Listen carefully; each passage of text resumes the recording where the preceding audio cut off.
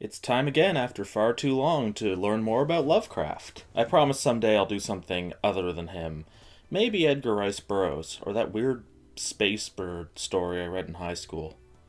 My readings are limited to public domain stuff for now, so unfortunately I have a limited pool, but there's still a lot of good stuff in there. Good old stuff, my favorite. Sorry about the goofy hair today. I just got out of the shower and it just turns into this when it's wet. I tried drying it, it didn't want to dry. Give it a bit, maybe by the end of the video it'll look better. But enough about my hair. Would you like to hear a story that makes your hair stand on end? You're in the wrong place. Lovecraft isn't exactly conventionally scary. But today we're going to be talking about the story I just read, which is a prototype to one of my favorite stories of his of all time. And I'd say this is where he really started to pick up momentum and get, good. I'm talking about the Nameless City today. But first, in case you've forgotten, a little bit of a, summary. I am not on the ball today. In this story, an explorer describes his fateful trip to a lost and nameless city somewhere on the Arabian Peninsula. He asked around for the locals. They told him, "Don't go there, stupid white man, bad idea."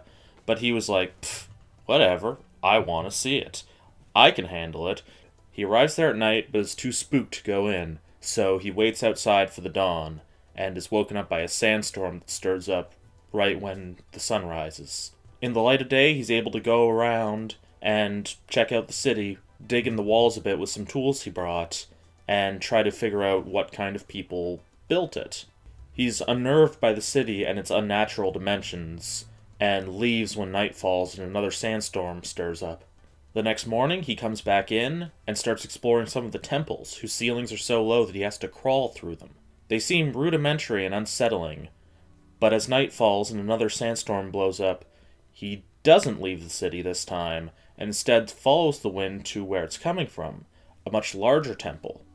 Going inside, he finds their first semblance of writing, and a cave leading to deeper depths. He goes down a steep descent, crawling all the way because the ceilings are so low, and crawls way down deep into the city and into the mountains. His torch goes out on the way, and the darkness starts to work on his mind by the time he gets to the bottom, which is a long hallway lined with wood and glass cases, which the presence of them in this ancient place freaks him right out. As he crawls down the hallway, he sees that there's a light at the end, and it starts to illuminate the rest of the hall, and he can see that there's mummified, weird lizard things in those glass cases, which are now clearly some form of coffin. The ceiling also turns out to be frescoed with the history of the ancient city, except using the weird lizard people in place of the people who lived there. It was a big seaside metropolis, and it was a power of the world long before humans were around, and then the desert crept in, choked off the city, and they had to retreat underground to a world of infinite sunlight, some form of paradise, before the desert just took everything. After the part of history where this happened, the art started to deteriorate. The people shown as lizards were shown to get hostile towards the outside world and start tearing apart humans, and eventually their bodies wasted away and their spirits hovered over the city at night, according to the pictures. When he gets to the end, he finds a doorway with one big brass door open and a big misty void of light in front of him. Before he can decide to explore these depths, he checks his watch and finds out that it's nearly sunrise. And the wind that would always blow across the city at dawn and sunset blows back down into the misty void. He feels the malice of the lizard people and sees their outlines against the void, and finally accepts that yes, they were indeed the ones who built this place. And the big brass door slams shut before he's pulled in, and we assume he escaped. Well, that one was a lot longer than the others. I'm going to start having to make these summaries their own videos once we get to the novellas, the 100-plus page ones. But let's start picking it apart, like a crab eating an apple. Personally, I liken this story a lot to Dagon. Both were based off a dream he had, both are pretty short, and both ended up getting rewritten into much better works later on. Dagon into The Call of Cthulhu, and this story into At the Mountains of Madness. Again, one of my favorites. Super good story. There were a lot of allusions and references in this story that admittedly go way over the heads of readers like us in this modern age. We're about 100 years too late for some of them. The Irish writer slash poet... Oh, I'm going to screw this one up. Edward John Morton Trax Plunkett, 18th Baron of Dunsany, simply referred to as Lord Dunsany in the story, as he was the current Lord Dunsany at the time, is directly quoted in the story with the line, "The unreverberate blackness of the abyss," which is the line that gave Lovecraft the dream of descending through that darkness that inspired the story. It's a very loose base, yes, but if one line can give you one dream that gives you a 7-page story? Yeah, go for it. It could be argued as well that this was just a popular idea at the time, a race living under the surface. Edgar Rice Burroughs' At the Earth's Core had done this 6 years earlier. In that story, a mining mogul digs too deep and finds under the surface a world of infinite daylight populated by what else but hostile lizard people. And cave women. Cavemen too, but he liked his cave women. There was a lot of other weird stuff there too. It's a strange story. Fun though, I guess. Some people have criticized him for ripping off Burroughs, but it was sort of a popular idea at the time, so who's to say? Maybe they both drew from a similar source, or maybe Lovecraft did just rip off Burroughs. Writers, you know? There's some neat historical influences here as well. He references its age by using comparisons like Memphis, Babylon, and Chaldea, as well as talking about Iram, the City of Pillars, a lost city referenced in the Quran. Another interesting association, and one of the earlier self-references by him, is the reference to Sarnath the Doomed, which stood in the land of Minar, and the grey city of Ib, carven before mankind existed, or something like that. It's a direct reference to the doom that came to Sarnath, a Lovecraft story that I skipped over, actually. No particular reason. Maybe because I didn't want to have to describe the architecture of the city for like 2 pages. Sarnath and Ib were both important cities in that story, which was the first to set up a sort of Lovecraftian fantasy land. If it's being referenced in this, they probably exist on Earth in this reality of his, but he would also reuse a lot of names in his real-world stuff, which involved the Cthulhu mythos, and his imaginative stuff in the Dream Cycle, which had his fantasy land in it. Speaking of Cthulhu mythos, this is the first direct mention we get of Abdul Alhazred, the Mad Arab, who penned and wrote the Necronomicon, one of the most famous fictional tomes of all time. Before you ask, a lot of people ask this, the Necronomicon is not real. It was thought up by Lovecraft as a plot device for how people know about all this eldritch bullcrap, and also why most of his characters know of it too. A lot of them are mentioned in passing to have perused the copy at the fictional Miskatonic University, which most of his main characters went to, or teach at. But yeah, Alhazred's presence here basically guarantees that this is in the Cthulhu mythos, and the Nameless city will be referenced a few more times in a couple later works. Not a whole lot, but it's brought up again. Fun fact, or at least I think it's fun, Abdul Alhazred is actually the name of the villain in the point-and-click adventure King's Quest VI, a fantastic little game, by the way. Doesn't really add to anything, I just think it's a neat little reference. So, just to recap what we have so far in this, we have historical references, mythological references, self-references, and setup of characters and ideas that will be used in later stories. This story's got a lot of in it. Let's tackle theme next. This story was just written on a whim by Lovecraft, after that dream, of course. So it deals with some of the nearest and dearest themes to his heart that he liked to play with, namely the feeling of antiquity. Antiquity was one of his favorite themes, and I can see why. The feeling of something foreboding and ancient beyond your wildest dreams, like with all these things that happened in it, we can try to piece together, especially if the inhabitants leave helpful pictographs that detail step by step their entire history and culture. The idea is like the idea of a haunted house times 100. The idea of that foreboding and forbidding antiquity bearing down on you is, to some people, one of the most fun forms of horror, because it works from inside you, that fear. I love it too. It's one of my favorite themes, and why a lot of his stories that deal with that idea are among my favorites. If you just pass by it, nothing will happen, but your curiosity forces you to delve in and find out more, and that's where you find the fear. It's a very cool idea, honestly. This was his first really strong attempt at that idea, and even though this was never one of his most popular stories, I mean, look how short it was one of his favorites. However, in what would become a trend, this story was rejected by multiple publishers as he tried to get it printed.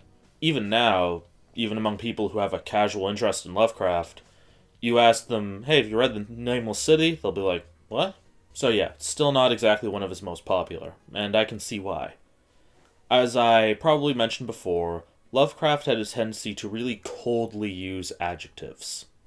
A lot of people use that as one of the main criticisms towards his work. Even I do. Even compare this one to Dagon. Dagon was a little bit more poetic, a little more flowery in its language. This one was really dry with its wordplay. One of the main approaches Lovecraft would take to describe the fear that the reader should be feeling is to overuse his precious adjectives. The idea is that your mind would take it from there and turn that into an actual emotion that comes from within. This approach, I feel, is a bit of a double-edged sword. On one hand, it allows the reader to forge their own fear, plant these thoughts inside them, work on their own doubts and suspicions and uncertainties, and let them scare themselves. It worked on people like me, it worked on people like Lovecraft, and it can be effective, because no one anywhere in the world can scare you more than yourself. Unfortunately, not everyone reads stories like that. Some prefer to have the picture painted for them, and not the actual description picture, which Lovecraft did a lot, the emotional picture. They want to be brought in without investing too much of themselves in it. So, for people who read stories like that, Lovecraft doesn't exactly do anything for them at all. Lovecraft's style works best on people who already have creative leanings and are willing to put in that internal effort to build those feelings. This is why Lovecraft is known as a writer's writer. Most people who want to write themselves find him hugely inspirational.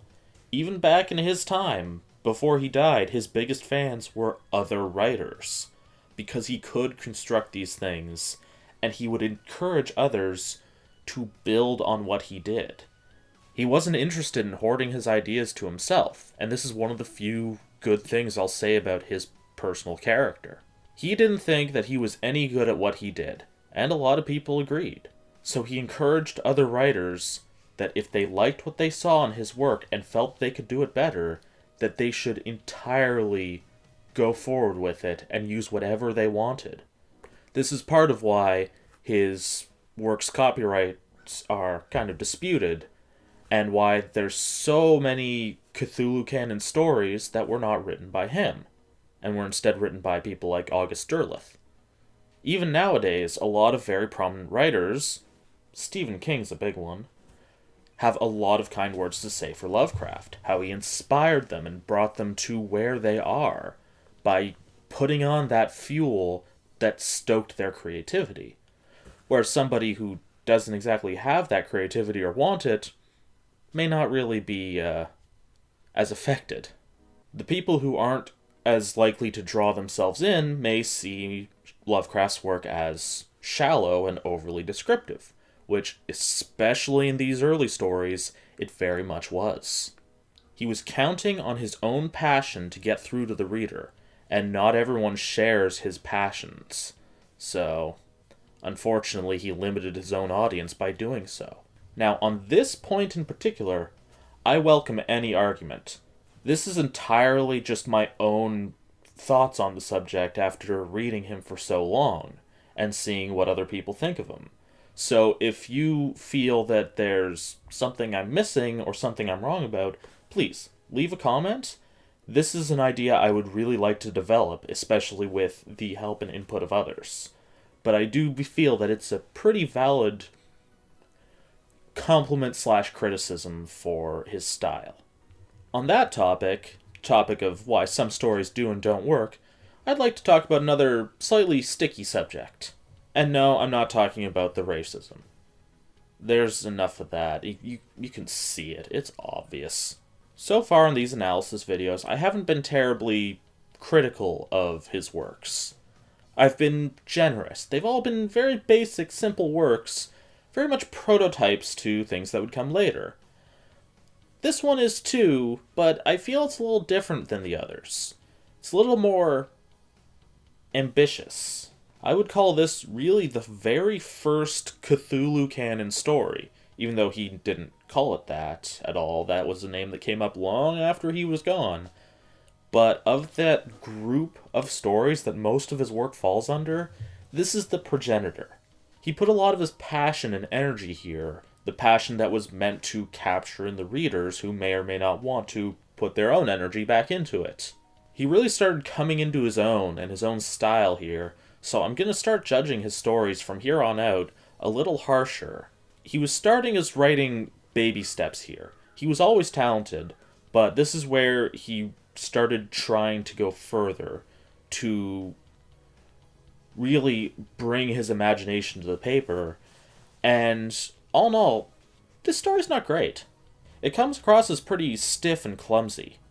He had a dream, he had passionate feelings about a certain theme, and he threw it down on paper, but maybe with a little more thought, a couple more rewrites, or maybe just, not jumping right on a dream story, it could have turned out better.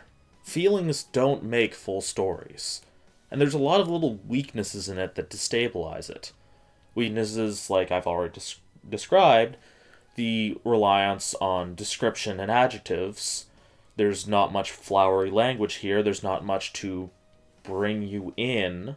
And then another thing that he would unfortunately make a bit of a habit, his tendency to be vague.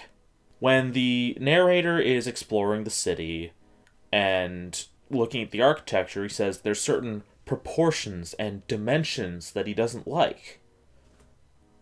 So what does that mean? You're going to describe basically everything, but you're going to leave that one vague? That's just supposed to spook us? I really don't think that works. He does that a few times in a lot of his later stories, and the only time I liked him doing that was in The Call of Cthulhu, but I liked him doing it there because it was legitimately funny and made me laugh. And again, when he tries to feed your imagination for some things, you get just weird things, like the pre-human lizard people, which are so described that they're not really described at all.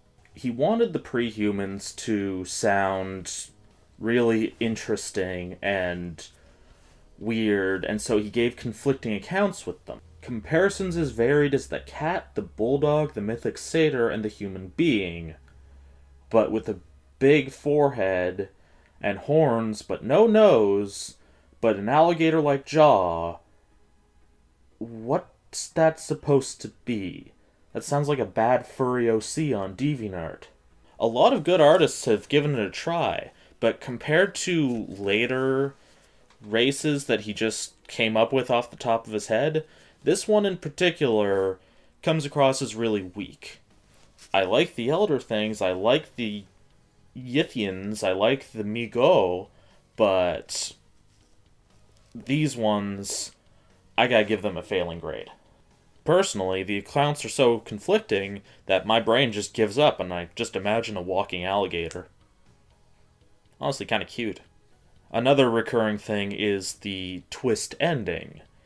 And unfortunately, the way it turns out in this one sort of sets a standard for a little while. I'm not saying that he can't do a twist ending. The Beast in the Cave was a great twist ending. I loved that. And there's some later on, like The Whisperer in Darkness, which are just fantastic. However, in this one, he sees the pictures of the lizard people and their mummified forms in the glass cases, and he's like, oh, they must be an allegory for the people who worshipped here. They're just sacred animals that they dressed up like the Egyptians dressed up their cats. Obviously, people built this. And the twist is, oh no, it was the lizard people all along. Who would have seen that coming except everybody? I'm sorry if it sounds like I'm kicking the story while it's down, but really, that was just a lame twist. And you can see that coming a mile. Like, I've guessed that twist in, like, the first 2 pages of the story, first time I read it. I will give one compliment to the ending, though. I like the part with the metallic peal that he heard every morning, or thought he heard, was actually the big brass door slamming shut. Okay, I thought that was really cool. I still love that. It gives me tingles. Someday I'm gonna make a video to rip this guy a new one and just crash on all his flaws. He's still one of my favorite authors of all time. Top 5 if I had to make a list.